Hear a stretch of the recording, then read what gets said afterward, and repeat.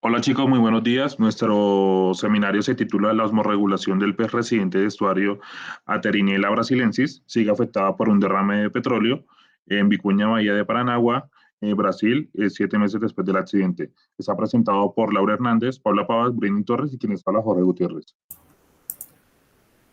Bueno, los teleostios son excelentes osmorreguladores, incluso en regímenes salinos cambiantes, como ocurre en los estuarios. Los peces de estuario son eurialinos, es decir, que tienen un amplio rango de tolerancia y son hiperreguladores a bajas salinidades y hiporreguladores a altas salinidades. Y esto lo logran a través del transporte de iones transepiteliales por branquias, el tracto gastrointestinal y los riñones. Estos órganos son susceptibles a la acción de contaminantes y por supuesto al petróleo. Y los estuarios pues son frecuentemente el sitio de derrames de petróleo. Y el puerto Paraguaná pues se ubica dentro del complejo estuario de la bahía Paranaguá y en el 2004 pues explotó el petrolero chileno Vicuña. A pesar de que se colocaron vallas de contención, pues se produjo una intensa contaminación en la bahía de 1.416 toneladas de petróleo que fueron liberadas, 285 no se recuperaron y se esparcieron por toda la extensión de la bahía. Es por esto que, como pregunta de investigación del artículo, es como la osmorregulación de una especie estuarina que es resistente se vería afectada por un derrame de petróleo. Y esto se va a examinar mediante la homeostasis osmótica, los niveles de la hormona del cortisol, que está relacionada con el estrés y la osmorregulación, y la actividad de la enzima anhidrasa carbónica en branquias y riñones. Bueno, entonces para los materiales y métodos lo que hicieron fue escoger una especie resistente y para esto escogieron la especie Atherinella brasilensis o también llamado pejerrey brasileño, cuya distribución es desde Venezuela hasta Río Grande del Sur. Es una especie pues estuarina resistente, es muy abundante en la bahía de Paranaguá y en Guaratúa, es otra bahía, y todo su ciclo de vida lo completa dentro del mismo estuario y también está en áreas poco profundas de las bahías, es decir, en aguas costeras. Eh, bueno, entonces lo que para el sitio de estudio, pues se escogió la bahía de Paranaguá y en este sitio se tomaron muestras de dos sitios. El sitio H, que es el lugar donde ocurrió la explosión, y el sitio C, que es a la salida de la bahía. Los muestreos se hicieron durante 7 meses, primero en diciembre, luego en marzo y luego en junio, donde se tomaron los datos de salinidad, temperatura, pH y transparencia. Posteriormente los peces pues se obtuvieron a través de redes que fueron arrastradas por dos hombres a 1 o 1,5 metros de profundidad. Como sitio de referencia se tomó la bahía de Guaratúa, que llamaremos el sitio R, y pues esta bahía no está tan contaminada y si está contaminada es por aguas residuales domésticas y el tráfico de embarcaciones. Para el procesamiento de los peces en el laboratorio, pues estos peces se mantuvieron en cajas de poliestireno con agua y aireación constante por 2 horas. Luego los peces fueron anestesiados con benzocaína y luego se les tomaron medidas. Posteriormente, pues se tomaron las muestras de sangre del corazón aplicando la succión utilizando los capilares que ven en pantalla y las muestras de sangre se centrifugaron durante 5 minutos para hacer una separación del plasma. Posteriormente los peces se disecaron y se removieron sus arcos branquiales de ambos lados y el riñón. Los tejidos se congelaron en nitrógeno y el plasma en hielo seco. Luego las muestras de plasma y tejido pues se almacenaron a menos 20 grados centígrados para el plasma y a menos 70 para los tejidos. Bueno, en cuanto a las determinaciones de plasma, esa se divide en secciones. La primera es osmolalidad y cloruro. La osmolalidad plasmática se mide por medio del microosmómetro de presión de vapor. Se mide el descenso de presión de vapor que experimenta una solución respecto al solvente, puesto a la misma temperatura. Y en cuanto a a la concentración de cloruro, se leyó utilizando un kit comercial colorímetro a 470 nanómetros.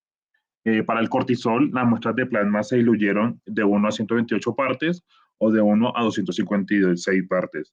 Se utilizó un tampón fosfato con un pH neutro para que las lecturas cayeran dentro de un rango pues se escogían las que tenían una concentración entre 3,9 y 1000 picogramos de cortisol y con una absorbancia de 405 nanómetros. Siguiente, por favor. Bueno, asimismo se realizó un análisis estadístico, se ejecutó una nueva unidireccional, eso se realizó para cada parámetro y para cada sitio de la bahía. Eso se hizo por separado. En cuanto a los grupos de datos de los peces obtenidos de los sitios contaminados, se compararon con los peces del sitio con referencia mediante pruebas T. También se empleó la correlación de Pearson para verificar las posibles relaciones entre los parámetros abióticos del agua y las actividades de la anhidrasa carbónica tisular. Siguiente. Bueno, para los resultados, primero, pues el plasma de osmolaridad después del derrame de petróleo. Aquí a Brasiliensis en el sitio H era mucho más alto el valor de referencia entre los 4 y 7 meses después del derrame, y un mes después del derrame la osmolaridad plasmática fue menor que la de la referencia. La de la referencia es 314 osmoles por kilos de agua. Y pues en comparación con el sitio C, nuevamente los valores más altos se observaron después de los 4 y 7 meses, como vemos ahí en la figura, donde está señalado con los círculos. Siguiente, por favor. Segundo, para la concentración de cloruro de plasma después del derrame de petróleo, son los utilizados en triángulos invertidos. La concentración de cloruro de A brasiliensis en el sitio H fue mucho menor que la referencia que hay después de un mes, pero mayor que la referencia después de 7 meses, mostrando un aumento, digamos que progresivo a lo largo del tiempo. Esto para el sitio H. En el sitio C, el patrón fue idéntico al observado con la osmolaridad plasmática que les mostré anteriormente, y después de 4 meses la concentración de cloruro plasmático fue mayor que el valor de referencia, con 214 milimoles. Dale. Bueno, para los siguientes resultados, que son el cortisol en plasma previo al vertimiento de petróleo, observamos en la siguiente gráfica la concentración de osmolaridad plasmática, en donde observamos que los niveles de cortisol en los pejerreyes brasileños obtenidos en el sitio H aumentaron progresivamente a lo largo del tiempo. Sin embargo, estuvieron por debajo de la referencia de 1902 nanogramos sobre mililitro, ya que al mes tuvieron un valor de 84 nanogramos sobre mililitro. Y en los siguientes meses, que fueron los meses 4 y 7, los valores de referencia estuvieron entre 317 y 504 nanogramos sobre un mililitro. Con respecto al sitio C, los niveles también aumentaron y este estuvo en un valor de 650 después de los 7 meses. Siguiente. Para la actividad anhidrasa carbónica, tenemos que en este caso, la actividad carbónica, pero en las branquias, se inhibió en todos los meses que se realizó el muestreo. Y en ambos sitios los valores estaban entre 0.80 y 1.22 miligramos de proteína, en comparación con la actividad media de los peces de referencia, con 1.61 miligramos de proteína. La actividad específica de anhidrasa carbónica renal fue superior a la de referencia de 0.54 miligramos de proteína, y a los 7 meses en el sitio H ya tenían valores mayores de 0.96 y este fue aumentando gradualmente. Igualmente en el sitio C, después de un mes, el valor fue de 1.20 miligramos de proteína y se mantuvo para los siguientes meses. Bueno, en cuanto a la discusión de los resultados, el derrame de aceite de vicuña durante 7 meses afectó la capacidad osmorreguladora del estuario Terinella brasiliensis.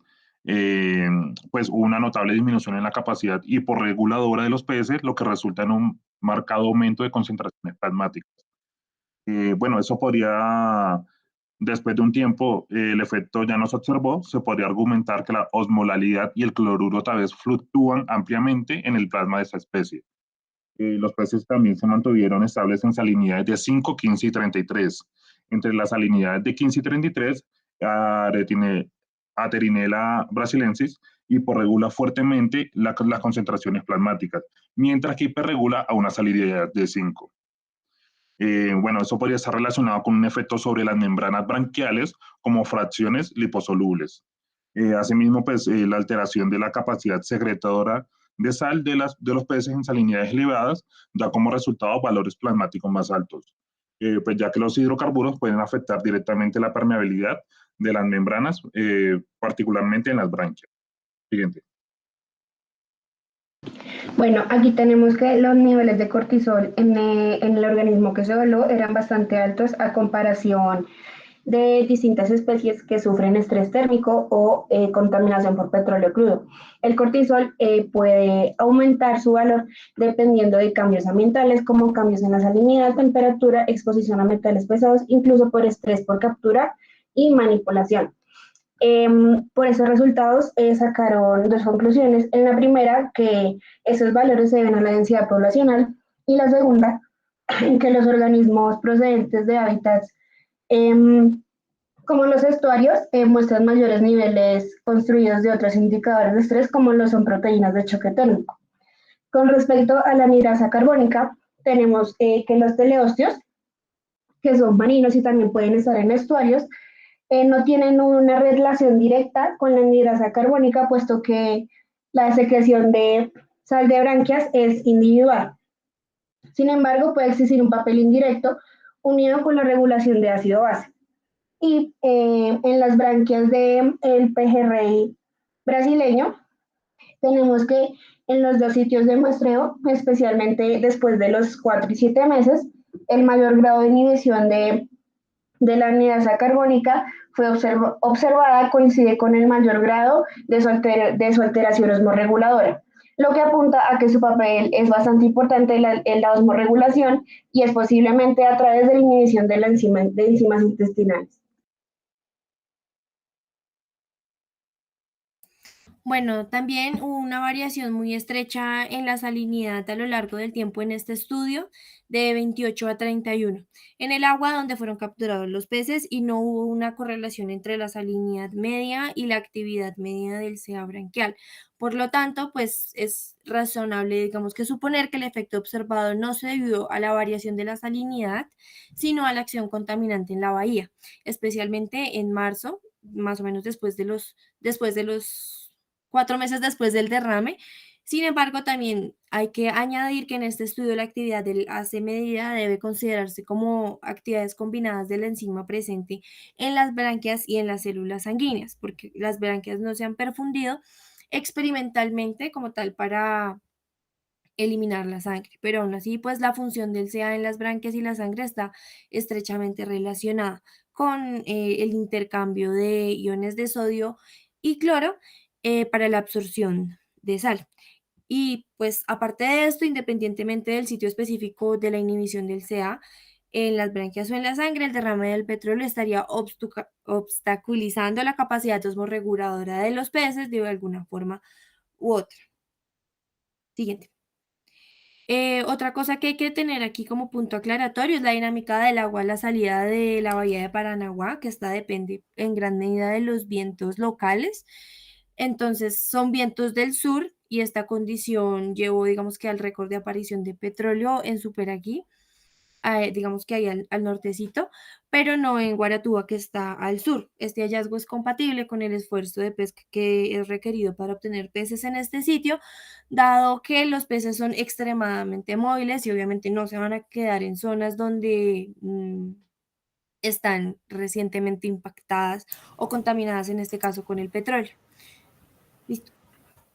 Y bueno, y ya para concluir, los contaminantes afectan la homeostasis del líquido extracelular de los peces a través de su efecto directo sobre las branquias y el tracto gastrointestinal, debido a que los teleosteos beben agua de mar, pero también sobre órganos internos como el riñón. Gracias.